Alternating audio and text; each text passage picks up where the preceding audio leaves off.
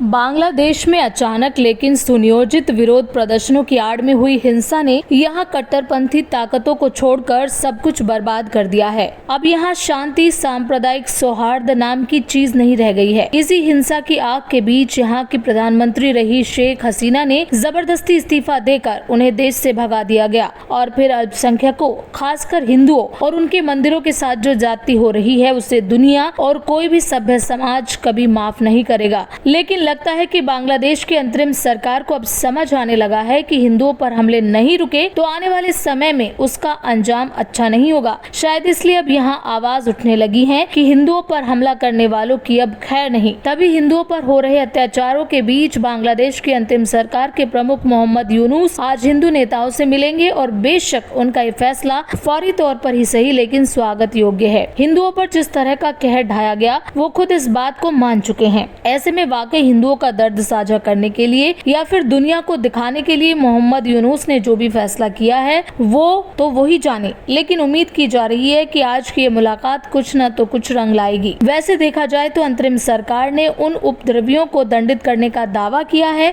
जिन्होंने अल्पसंख्यकों के पूजा स्थलों को अपवित्र किया, लूटा और आगजनी की। आपको बता दें कि अंतरिम सरकार के धार्मिक सलाहकार खालिद हुसैन ने कहा है कि अल्पसंख्यकों के पूजा स्थल पर हमला करने वाले लोग ठग हैं और उन्हें इस नुकसान पर जुर्माना भरने के लिए मजबूर किया जाएगा। उनका कहना है कि बांग्लादेश के अलग अलग जिलों का प्रशासन उन मंदिरों की लिस्ट तैयार कर रहा है जहां तोड़फोड़ की गई। उन्होंने ये भी बताया कि ऐसे मामलों से निपटने के लिए हॉटलाइन शुरू की जा रही है। इस बीच बांग्लादेश में अल्पसंख्यकों पर हो रहे हमलों को लेकर हिंदू समुदाय काफी आक्रोशित है और उसने सड़कों पर निकलकर विरोध प्रदर्शन किया जिसमें बड़ी संख्या में महिलाएं भी शामिल हुई। प्रदर्शनकारियों का कहना है कि हिंदुओं के धार्मिक स्थलों की सुरक्षा करना सरकार की जिम्मेदारी है। वहीं अल्पसंख्यक समूहों ने अपने अधिकारों के लिए अल्पसंख्यक संरक्षण कानून बनाने की मांग की। इसमें हिंदू समुदाय के लोग भी शामिल हैं। इसमें हिंदू समुदाय ने सरकार से 8 मांगों की सूची तैयार की है। आपको बता दें कि बांग्लादेश में काफी लंबे समय से हिंदुओं को निशाना बनाया जा रहा है। एक रिपोर्ट के मुताबिक 2013 से अब तक हिंदुओं के खिलाफ हिंसा की करीब 36,000 से ज्यादा घटना हुई। गौरतलब है कि बांग्लादेश में सियासी उठापटक और तख्तापलट के बाद कैसे भारत और हिंदू विरोधी घटनाएं सामने आ रही है उसका एक बड़ा उदाहरण यहाँ तथाकथित प्रदर्शनकारियों की तरफ से राष्ट्रीय स्मारकों को निशाना बनाना है। ये तस्वीर वाकई हैरान करने वाली है, साथ ही प्रदर्शनकारियों की सोच और उसके काले सच को उजागर करती है। दरअसल बांग्लादेश के मुजीबनगर में मौजूद 1971 शहीद मेमोरियल स्थल पर मौजूद मूर्तियों को तोड़ दिया गया। आपको बता दें कि इस कॉम्प्लेक्स में कल तक भारत के लेफ्टिनेंट जनरल जगजीत सिंह अरोड़ा के सामने पाकिस्तानी जनरल नियाजी की आत्मसमर्पण के मसौदे पर दस्तखत करते हुए भव्य प्रतिमा और 1971 के युद्ध में बलिदान देने वाले भारतीय सैनिकों की कई प्रतिमाएं थी। लेकिन लगता है कि बांग्लादेश पर अब पाकिस्तान परस्त ताकतों का पूरी तरह से कब्जा हो चुका है। तभी तो प्रदर्शन के नाम पर ऐसी ऐतिहासिक और देशभक्ति से भरी चीजों को नुकसान पहुंचाया गया। कांग्रेस सांसद शशि थरूर ने इस घटना पर चिंता जताते हुए बांग्लादेश की अंतरिम सरकार से कानून और व्यवस्था बनाने की बात कही है। यानी कुल मिलाकर बांग्लादेश में अराजकता का माहौल बरकरार है और अब यहाँ की अंतरिम सरकार के कंधों पर बड़ी जिम्मेदारी है कि वो भारत और हिंदू विरोधी गतिविधियों पर लगाम लगाए, नहीं तो आने वाले वक्त में इसका खामियाजा भुगतना तो पड़ेगा ही।